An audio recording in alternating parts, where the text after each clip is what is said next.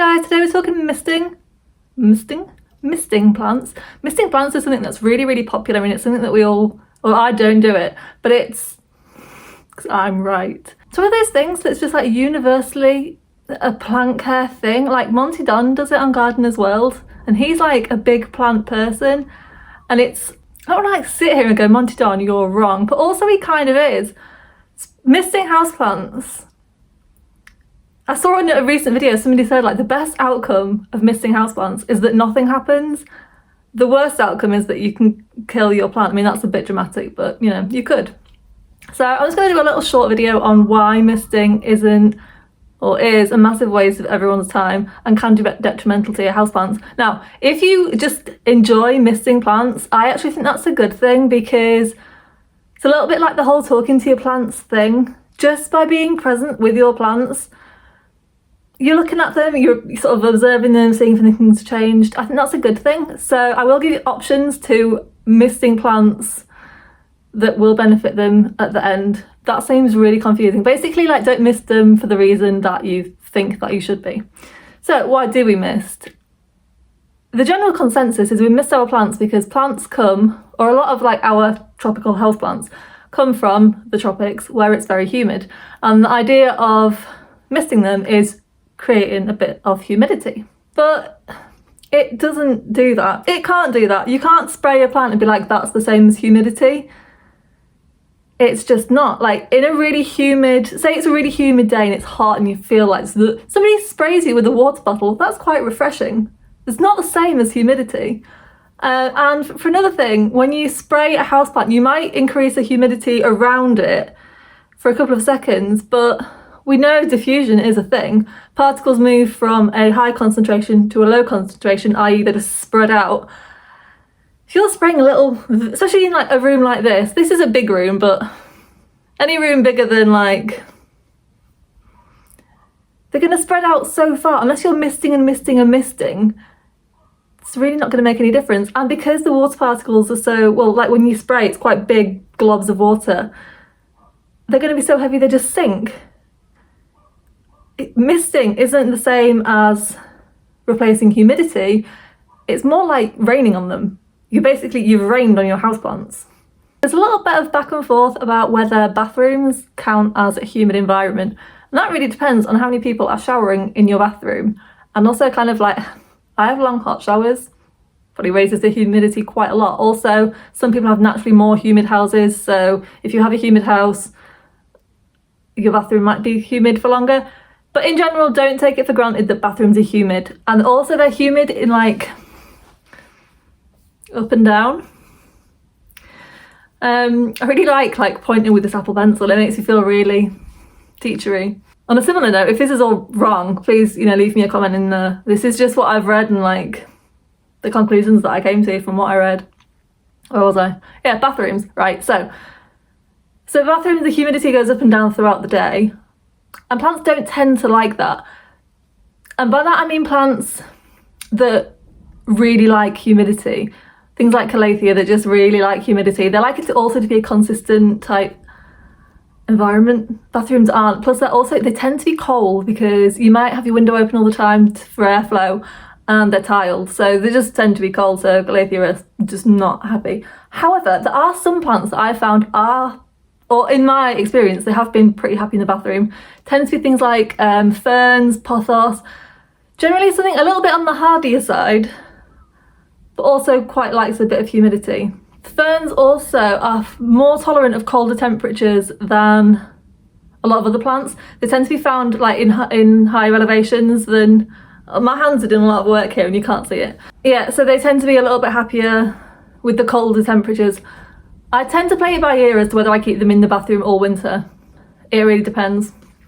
I generally can keep them in until about maybe December, and then they go in the bedroom or something just because it gets a little bit too cold. But it really depends on like, if you've got a really good filtration, like a really good extractor fan type situation, you might be able to keep them in year round because you don't have to have the window open. It just depends on your house.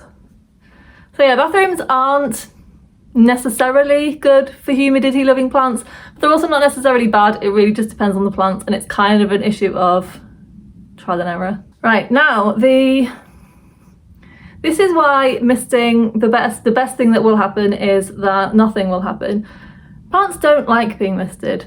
As I said before, misting isn't like humidity, it's more like being rained on. And plants don't like being rained on. And now people get really funny about this and they say, of course they like being rained on, it's natural. Yes, it is. But do you like being rained on? We don't. We need water. Human beings need water, otherwise we die in like quite a short space of time. Like a couple of days with no water and that's it. But we don't like getting rained on because that isn't where the rain's meant to go. We tolerate rain because we know we need water. But we try and get away from it. We can get away from it, but plants can't. So plants have developed ways to deal with water because they know it needs to get into the soil, into their roots. They know that. Well, they don't say they're thinking about it, but you know. So some plants, say prayer plants are the one, fold their leaves up at night because during the day they have their leaves open like that because the sun's out, photosynthesis, perfect. They might get rained on, but photosynthesis, you know, pick your battles. At night, no photosynthesis. There is absolutely no benefit to getting rained on. So they hold their leaves up like that so the rain just sort of drips straight past them. For this reason, plants have... What am I doing? What's this? Trying to find a plant that's a good example of this. That isn't too dusty. Right, so here we have a, what is this? Pothos Trubii Midnight. And you can see the leaves, they've got a ridge down the middle, like a vein, and then a pointy tip. And this is so rain can basically, like, I'm sorry she looks a bit shit, half of her died. This half's doing fine. And she's getting a bit of new growth, but... Anyway, they're shaped so that water runs off them. That is why leaves are shaped that way. I mean, there's various types of... There's various leaf shapes designed to do different things, but a lot of them have this kind of drainage channel in them, so rain runs off them because leaves and plants don't like getting wet. There's just no benefit to them. One of the reasons that they don't like to get wet is if moisture stays on their leaf, it can cause all kinds of issues. Things like mold, funguses, pests, it depends, because for every spider mite that's like, oh, a dry leaf, you know, there's a million aphids that are like, a wet leaf, so that depends on the pest. In a rainforest situation, that's likely in your own living room, you might get like moss and stuff growing on your leaves, or, you know, parasitic small plants. And if there's stuff on the leaves, then the sun can't get to the leaves and they can't photosynthesize. And then another issue, there's actually some contentious issues here about whether or not plants close their stomata when it rains. So plants open their stomata for gas exchange, which facilitates photosynthesis, allowing them to grow and not die.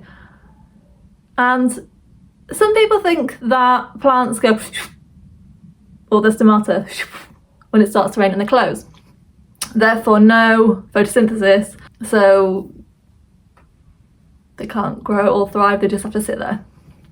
And then whilst they've got their stomata closed, they're like, right, we'll get on with doing something else. And then when it stops raining, they're not like, oh, so photosynthesize again, because they're busy doing something else. There are, like, botanists have pretty much concluded that when it is, obviously this depends a lot on the type of plant, but in general, the tropical plants, when it's really, really dry, they close their stomata to stop water evaporating through them. That makes sense. The rain thing, there's still a bit of, there's actually research being done at the moment. I read a paper that claimed that if it rained a lot for 2 minutes, like, I think it said 2 minutes, then they will close their stomata. But I think this is just an issue where nobody's really done any research on it, because why would you? Other than like to stop people misting plants, and I don't think anybody cares about that apart from me. Like, apart from the houseplant community, not just me. There are some instances when misting can raise humidity and is worth doing. We used to mist our terrarium twice a day. By we, I mean my boyfriend. I don't think I ever did it. We used to mist it with dechlorinated water, just using like fish tank dechlorinator. And it worked really well, but, right, so we had to keep the humidity at really high because we have a frog in there and he has to have a really high humidity or he will die. Therefore, the fact that it killed some of the plants wasn't that big of an issue to us. Like, yeah, it was sad, but The plants can't hack it. I'm not gonna let the frog die. He's a tiny little innocent frog. The plant's probably gonna die anyway.